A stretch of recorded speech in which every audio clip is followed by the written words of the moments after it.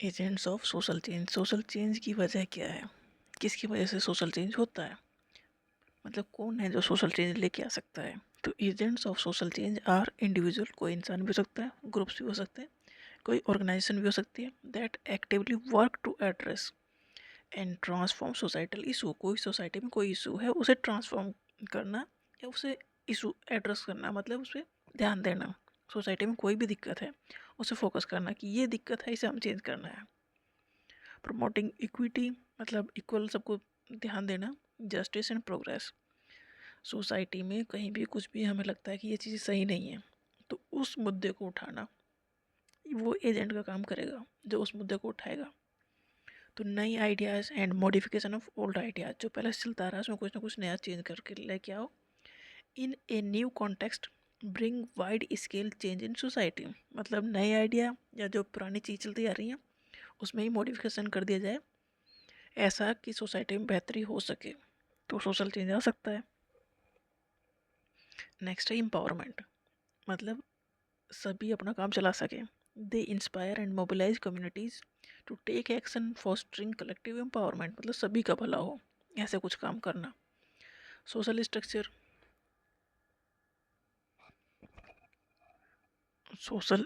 The change in social structure arising out of the tension and conflict. जो भी social structure है उसमें change किसके लिए होगा कि कोई ना कोई दिक्कत होगी, मान लो लड़ाई होगी तो सोशल स्ट्रक्चर चेंज हो जाएगा।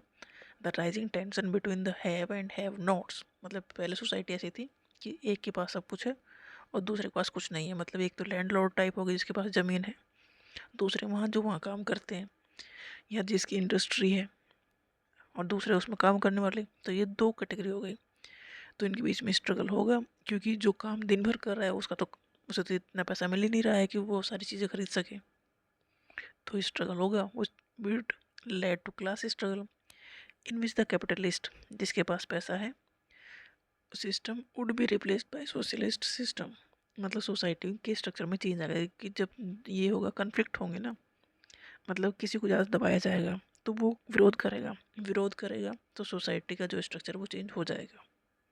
जब तक वो झेल रहा है चुपचाप, जब तक ठीक है, एक दिन ऐसा आएगा कि वो तंग आके सब चीज़ें उखाड़ फेंकेगा, तो सोशल स्ट्रक्चर डेफिनेटली फिर चेंज हो जाएगा।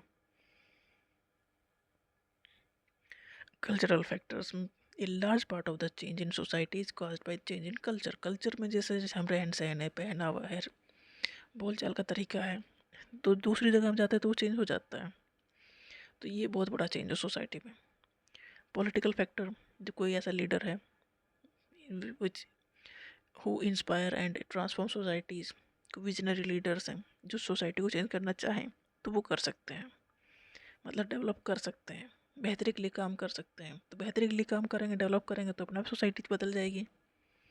डेमोग्राफिक फैक्टर्स, डेमोग्राफिक मतलब पॉपुलेशन का चेंज, जैसे कि बर्थ रेट है, डेथ रेट है या माइग्रेशन ऑफ पॉपुलेशन, इसकी वजह से डेमोग्राफी चेंज हो सकती है। बर्थ रेट कहीं ज़्यादा है, डेथ रेट को कम किया जाए तो पॉपुलेशन बढ़ जाएगी, या लोग एक जगह से दूसरी जगह चले जाएं तो वहाँ पर पॉपुलेशन बढ़ जाएगी, तो जहाँ से जाएगी वो वहाँ का ही हो जाएगी, तो इससे से भी सोसाइटी में चेंज आ जाएगा, वहाँ की सोसाइटी में चेंज।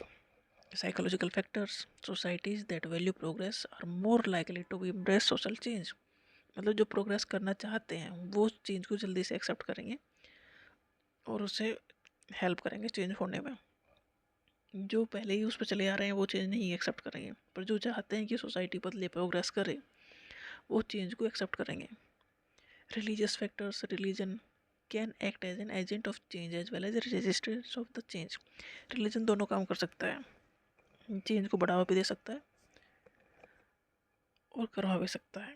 तो बहुत सारे फैक्टर हैं कि जो चेंज लेके आएंगे। टेक्नोलॉजिकल फैक्टर, ये तो बहुत बड़ा फैक्टर है चेंज लेके आने के लिए। इंडस्ट्रियल रिवोल्यूशन एक एग्जाम्पल है, जैसे टेक्नोलॉजिकल फैक्टर्स का मतलब इंडस्ट्री आई है तो सोसाइटी में चेंज अपना आप आ ही गया है। इन्वायरमेंटल फैक्टर है, मतलब कोई किस क्लाइमेट में रह रहा है, कैसे नेचुरल रिसोर्सेज हैं, तो ये अगर ये क्लाइमेट चेंज हो जाए, रिसोर्सेज ख़त्म हो जाए तो सोसाइटी अपना बदल जाएगी, मतलब इन्वायरमेंटल फैक्टर बदलेंगे तो सोसाइटी का चेंज जो होगा वो दिखाई देगा साफ साफ। मतलब बहुत सारे ऐसे फैक्टर हैं जो सोसाइटी में चेंज लेके आएंगे।